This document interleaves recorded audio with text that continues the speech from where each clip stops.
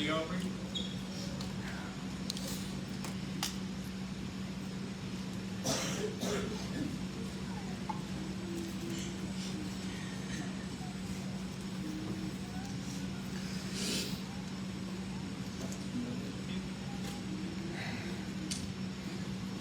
So I haven't really addressed or spoken about this to a group of people. So I'm going to give it my best shot, and I had to write it out just to get my thoughts together. I do want to thank Father. I want to thank everybody that is here. Some of you just flew in to be here for a few hours.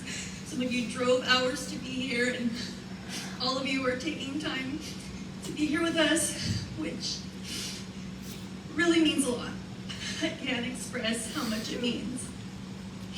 And don't worry, because there are no words. Nobody knows what to say. And just your presence speaks volumes. I didn't know I was pregnant with Isaiah until I had already been carrying him for 13 weeks. I can still recall my visit for an ultrasound of my midsection for a little pain that was in my left side. And before I even considered the possibility, there he was on the screen, fully formed, and I was going into the second trimester. Isaiah came into our lives so quickly, made his presence known, and left us just as fast. For me, Isaiah was, and will continue to be one of my life's greatest blessings, a true love of my life. The early days of boy-mom life were rough. I had 2 under 2. Rafe had just started walking, and there I was trying to run after him while carrying Isaiah. And let's just say Isaiah was never really a little guy. Here in Miami, we would take walks along Biscayne Bay. We'd stroll Mary Brickell Village and have high-rise play dates with other Brickell moms. We put a lot of mileage on our double stroller, and we would frequent Key Biscayne for story time at the library, playground visits, and beach time. I will always cherish those early days when we were all just figuring it out. I came to Miami as a single person, and I left a mom of 2. A lot of you here I've known since before I entered parenthood. And it's so amazing to have you here show up for me and my family now. I've held many titles. I worked on TV at Deco Drive. I cheered professionally in the NBA and NFL. But being a mom is what I've always wanted the most, and it's what has mattered to me more than anything. A lot of people have been telling me that I'm such a great mom, and they admire me for the way I've mothered my boys. All they know is my goal has been to show them the world and expose them to as much as I can, but seeing and learning the world through their eyes always gave everything new meaning. Isaiah was the light of my life. And as a younger brother, he was so quick to reach every milestone to catch up to his big brother. At a young age, he was already speaking so well, using big words correctly. The one I remember most clearly was him pointing things out as inappropriate. Another favorite toddler phrase of mine was when he would refer to Miami as, "My mommy's yammy." He was always listening and quietly learned wise beyond his years. It wasn't easy for him being Rafe's little brother, but Isaiah never backed down from a challenge and always held his own. My boys were beyond competitive. People would be like, that's sibling rivalry, but my boys took sibling rivalry to the highest of highs. So they competed in everything, whether it was who does mommy love more, who can do this quicker, or if it was, in a game. And so I quickly became their in-house referee.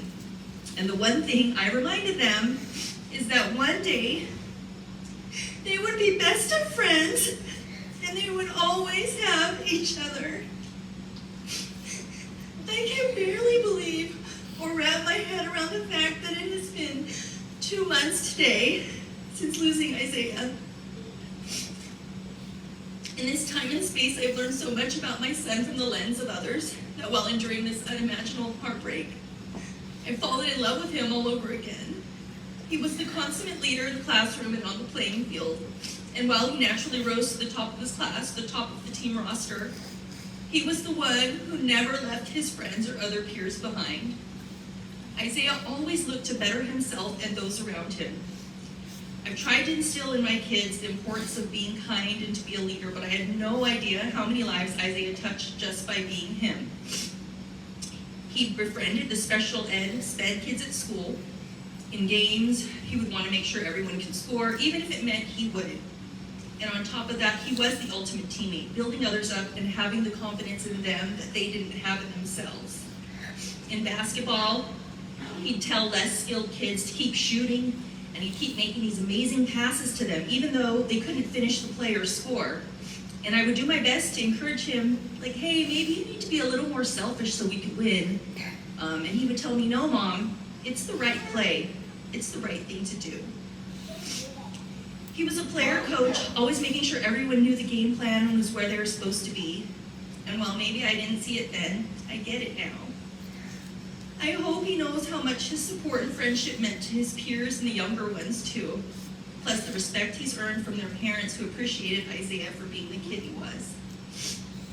Isaiah was never afraid to dance to the beat of his own drum. He didn't care about following the crowd.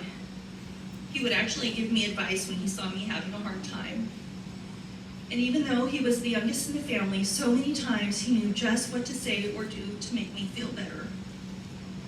He would also let me know when I needed to be more accountable, like when I would get so frustrated with my boys and their preteen shenanigans and attitude. They really know how to push my buttons.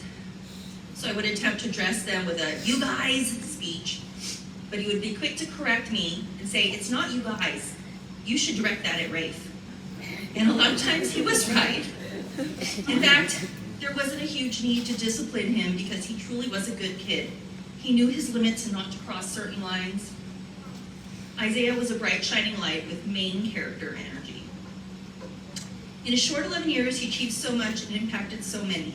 I am ever more proud of him now. But the pain is that much deeper because the world needs more Isaiahs. And I just wish this hadn't happened to my Isaiah. Life feels so surreal as I continue to try and wrap my head around what has happened, and still we wait for answers. But honestly, whatever reason we may get, nothing will fill the huge hole in my heart and my life that Isaiah has left behind.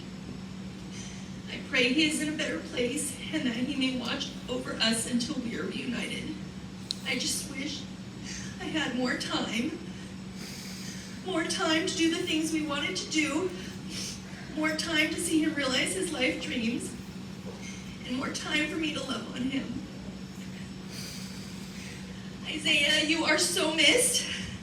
I will love you today, tomorrow, and always.